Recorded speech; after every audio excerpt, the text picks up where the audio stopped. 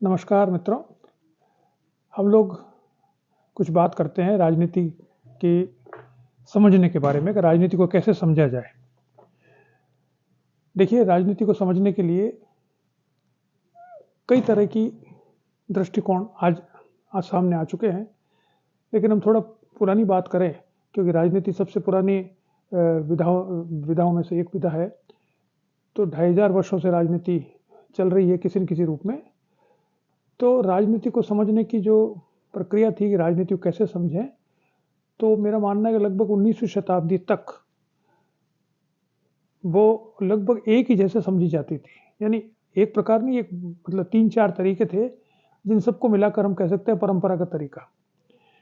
यानी या तो ये मानते थे कि राजनीति के बारे में जो चिंतन हम कर रहे हैं वो जो विचार हैं आइडियाज़ के आधार पर करने चाहिए, कि जो लोगों ने विचार दिए हैं उन विचारों की क्रमबद्धता हम देखें तो हमको राजनीति के बारे में समझ में आएगी कि राजनीति क्या होती है। जैसे एक राइटर है प्लेमेनिड्स, आपने नाम सुना होगा। उसने किताब लिखी है और बहुत सी किताबें लिखी है, लेकिन उसने 2 वॉल्यूम लिखे हैं, मैन एंड सोसाइटी। तो उसमें उसने पॉलिटिकल थिंकर्स के बारे में लिखा है। अगर आप वो किताब पढ़ें, देखें, आप कोई भी एक वॉल्यूम अगर आप देखें तो आप पाएंगे कि उसने केवल विचारों के ऊपर बात की है कि विचारों में लॉजिकल कंसिस्टेंसी क्या है, वो विचार पूर्ववर्ती विचारक से कैसे जुड़े हुए हैं या नहीं जुड़े हुए हैं। यानी जो थिंकर्स हैं जैसे हॉब्स, लॉक, रूसो वगैरह उसने लिए हैं, उन सबको पढ़ने पर आपको पता ही नहीं पड़ेगा कि आप कौन सी शताब्दी के विचारों की बात कर रहे हैं। उनको देखकर लगेगा कि एक अलग ही दुनिया है जो यथार्थ से अलग है। वो सिर्फ उनकी किताबों में ही उलझा रहता है और उनके आइडियाज़ को ही देखता है। वो मानता है कि आइडियाज़ आर नॉट कॉन्टेक्चुअलाइज्ड, यानी उनका इतिहास से कोई संबंध नहीं है सीधा, या वो जिस समय पैदा हुए हैं आइडियाज़ उस समय के बारे में जानना ज़रूरी नहीं है।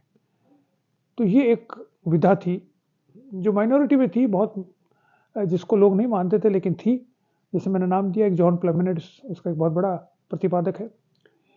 यह माना जाता था कि आप विचारों का अध्ययन करने से पहले उस समय का अध्ययन कर लें। तो उस समय का अध्ययन में सामाजिक राजनीतिक परिवर्तन क्या हुए हैं उनका अध्ययन कर लें। और विशेष रूप से अगर हम राजनीतिक विचारों की बात कर रहे हैं तो आपको राजनीति में क्या उथल-पुथल हो रही है उसका अध्ययन करना पड़ेगा। और जो राजनीतिक उथल-पुथल है उसका प्रभाव राजनीतिक विचारों पर पड़ता है।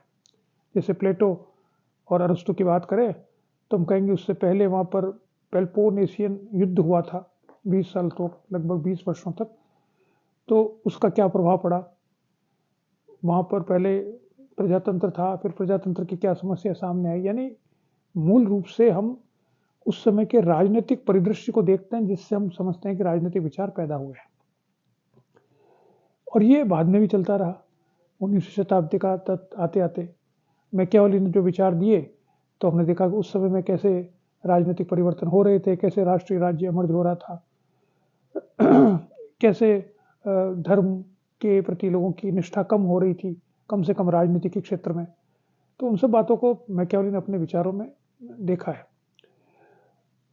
तो ये एक बड़ा मुद्दा है, मतलब समझने का तरीका है कि राजनीति विचारों का अगर अध्ययन करना है तो राजनीति में क्या परिवर्तन है उसको अध्ययन करना चाहिए।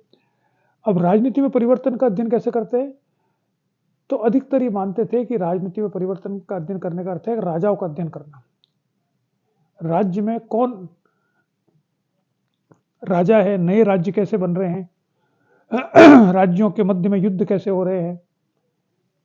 तो अधिकतर पुरानी किताबें आप देखेंगे तो उसमें आप राजाओं के युद्ध देखते हैं। भारत में भी बहुत सी किताबें जो हिस्ट्री की है पुरानी अधिकतर, तो वो आप देखेंगे कि मुगल में शासन था तो किस राजा ने कब शासन किया, किसने किसको मारा, किसने कितना युद्ध लड़े, उसका शासन किस प्रकार के था, बस यही इतिहास है। तो राजाओं राजनीतिक इतिहास का अर्थ था राजाओं का इतिहास मूल रूप से, कि राजा कैसे शासन को प्राप्त करते थे, कैसे बनते थे राजा, कैसे उसको मेंटेन करते थे, कैसे उनमें आपस में युद्ध होता था, कैसे सत्ता परिवर्तन होता था वगैरह। तो मतलब 2000 वर्षों तक 19वीं शताब्दी तक लगभग यही माना गया कि राजनीतिक विचारों का अध्ययन करने का अर्थ है कि राजनीति के जो परिवर्तन हो रहे हैं उसका अध्ययन किया जाए और उसका विचारों पर प्रभाव क्या पड़ा है, और जो राजनीति में परिवर्तन है उनका अर्थ है मूल रूप से राजाओं में क्या अंतर, राजाओं का इतिहास क्या है, राज्य का इतिहास क्या है, यही राजनीतिक विचारों का इतिहास उसी से बनता था। अब 19वीं शताब्दी में उत्तरार्ध में एक विचारक आता है कार्ल मार्क्स। मेरा मानना है कि वो सबसे बड़ा विचारक इस अर्थ में था कि उसने अब तक की जो राजनीतिक विचारों का इतिहास पढ़ने की जो प्रवृत्ति थी उसको पूर्णतः परिवर्तित कर दिया। उसने कहा कि राजनीति के चिंतन का इतिहास पढ़ने का कोई अर्थ नहीं है जब तक कि हमें हर समाज के आर्थिक परिस्थितियों के बारे में मालूम नहीं हो। और आर्थिक परिस्थितियों का अर्थ यह है उत्पादन की तरीके और उत्पादन की शक्तियां, अगर उसका अध्ययन हम करेंगे तो हमको सब कुछ समझ में आ जाएगा। ये तो राजनीति के बारे में मार्क्स ने कहा, लेकिन ठीक है, वो तो और भी विचारक कह रहे थे, कुछ तो उसने भी अपने विचार रखे, तो वो उस समय तक ज़्यादा प्रभावी नहीं हुआ। बाद में 1917 में जब सोवियत यूनियन बना, लेनिन ने एक नया राज्य स्थापित किया और उसने ये क्लेम किया कि वो मार्क्सवादी विचारों पर राज्य को स्थापित कर रहा है, तो उसने अध्ययन के क्षेत्र में भी ये एक नई विधा को जन्म दिया। लेनिन ने मूल रूप से एक ऑफिशियल व्याख्या मार्क्सवाद की क्या होनी चाहिए, इसकी उन्होंने प्रोग्रेस पब्लिशर्स उन्होंने बनाए, पब्लिशर हाउस खोला सरकार की तरफ से। उसमें बहुत सी किताबें लिखी गई, हजारों किताबें। उसमें मार्क्स के क्या विचार है, इसको कैसे लेनिन और स्टालिन बाद में इन्होंने समझा है, जिसे कहा जाता है मार्क्सिज्म लेनिनिज्म, उसके आधार पर उन्होंने सारा कुछ लिखा। इतिहास का वर्णन किया, आर्ट का वर्णन किया, राजनीतिक विचारों का वर्णन किया, आर्थिक स्थिति का वर्णन किया, दुनिया का वर्णन किया। तो एक नई अप्रोच पॉलिटिकल आइडियाज को समझने की सामने आई जो थी मार्क्सिस्ट अप्रोच। ये धीरे धीरे 1917 के बाद में बढ़ती गई और एक पैरेलल अप्रोच क्रिएट हो गई, जिसके बहुत से इंटरप्रिटेशन सामने आए। यानी मेन इंटरप्रिटेशन तो मार्क्सवाद का जो था वो लेनिन ने ऑफिशियल स्पोक्स पर्सन बन के बनाया, जो रशियन जो इंटरप्रिटेशन था। बाद में इससे अलग भी बहुत सारे इंटरप्रिटेशन सामने आने लगे जो रशियन इंटरप्रिटेशन को पूरा सही नहीं मानते थे, जैसे चाइनीज है, या जैसे यूरोप में जहां पर कि साम्यवाद नहीं था लेकिन साम्यवादी विचारक पैदा हो गए, तो जिसे कहा जाए क्रिटिकल थियरिस्ट, जो नए विचारक सामने आए, या और दूसरे विचारक जैसे ग्रामशी वगैरह, फ्रेंच मार्क्सिज्म, स्ट्रक्चरल मार्क्सिज्म, ये कई तरह के मार्क्सिज्म सामने आने लगे। तो मार्क्स के मूलभूत बातों को मानते हुए उसमें संशोधन किए गए। मूलभूत बात क्या थी कि समाज दो भागों में विभक्त है, एक है आर्थिक, वो उसका आधार है, और बाकी सब है वो ऊपरी संरचना है। तो हमें आर्थिक आधार पर जो परिवर्तन होते हैं उसके आधार पर बाकी संरचना परिवर्तन होता है, ये मानना है। ये मूलभूत बात मानी गई किसके द्वारा, मार्क्सिज्म लेनिनिज्म के द्वारा। अब बाकी जितने विचारक आए उसमें इनमें बहुत से संशोधन करते गए, उनमें कई संशोधनों का अर्थ ये निकला कि ये बात ही सही नहीं है, जैसे ग्रामशी वगैरह का, वो अलग है।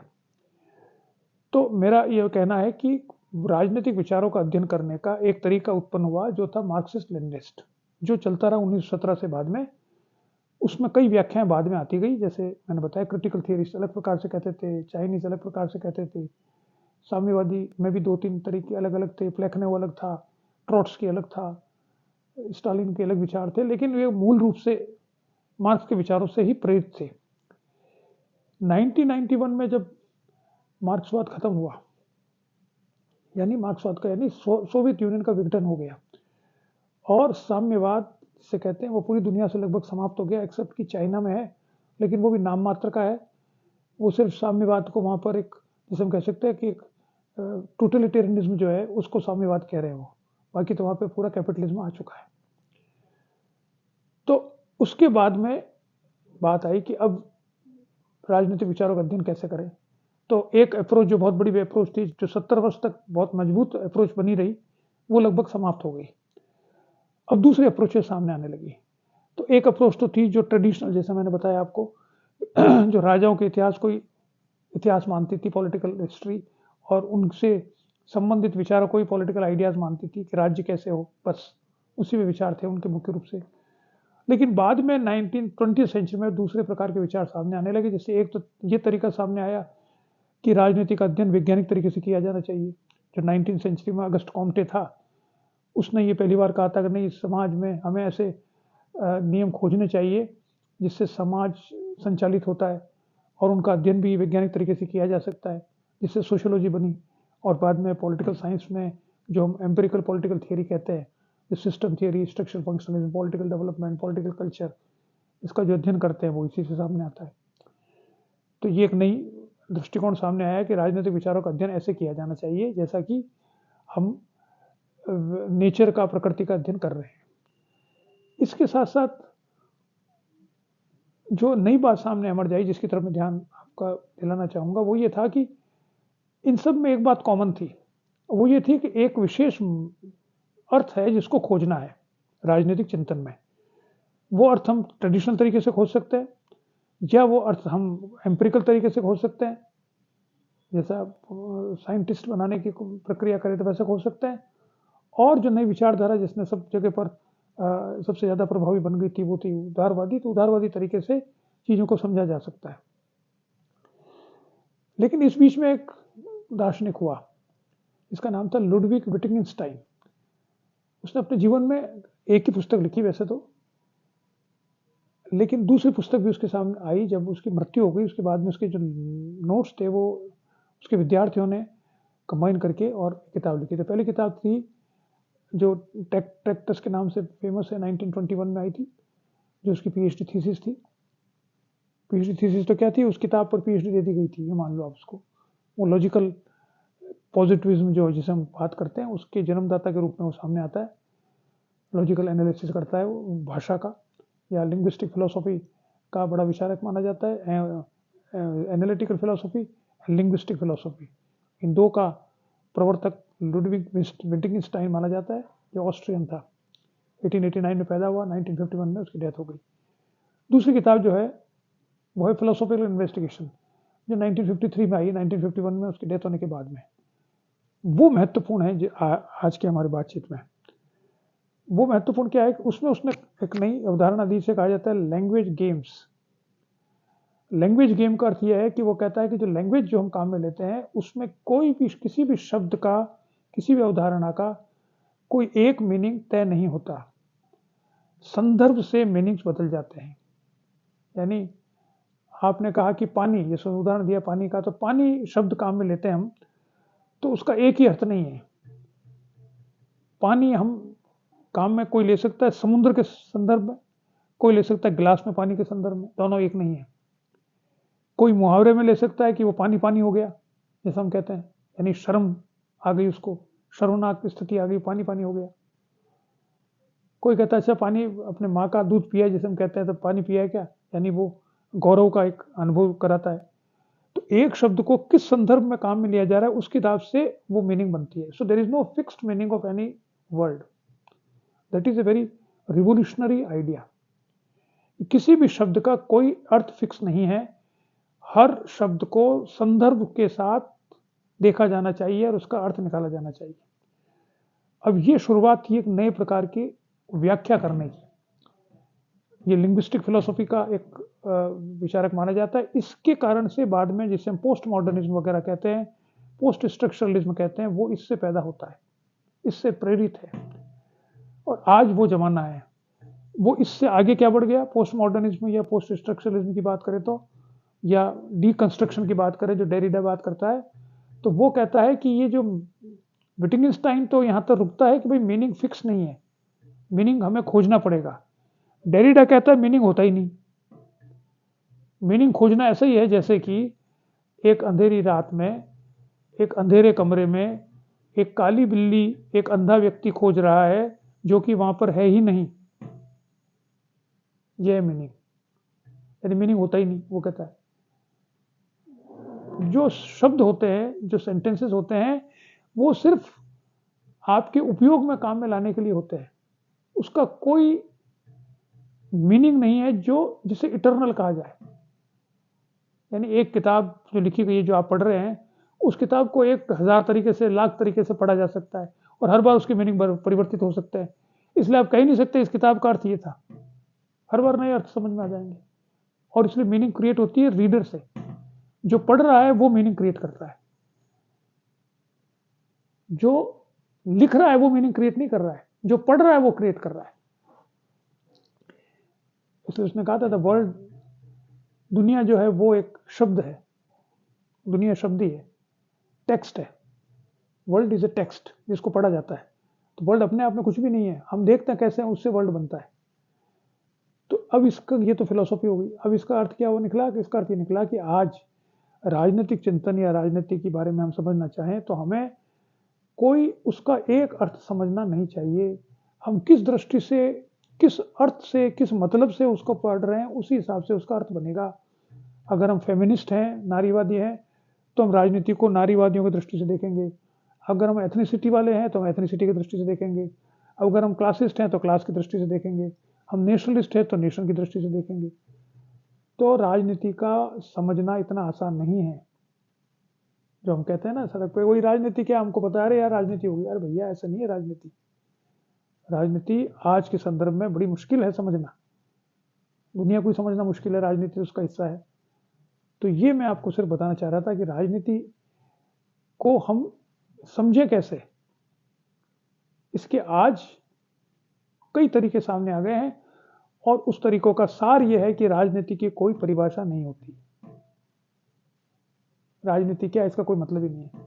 अब ये थोड़ी फिलोसॉफिकल बात है, लेकिन मैंने शेयर करना चाहिए आपसे, क्योंकि आप पढ़ रहे हैं तो आप राजनीति का अर्थ तो हम लोग सब रोज पढ़ते ही हैं, लेकिन ये थोड़ा सा उससे ऊपर है, इसको भी समझना चाहिए। तब मैं देखूंगा कि आप या आप खुद समझेंगे कि आपको राजनीति के बारे में थोड़ी समझ विकसित हो गई है। ठीक है, नमस्कार।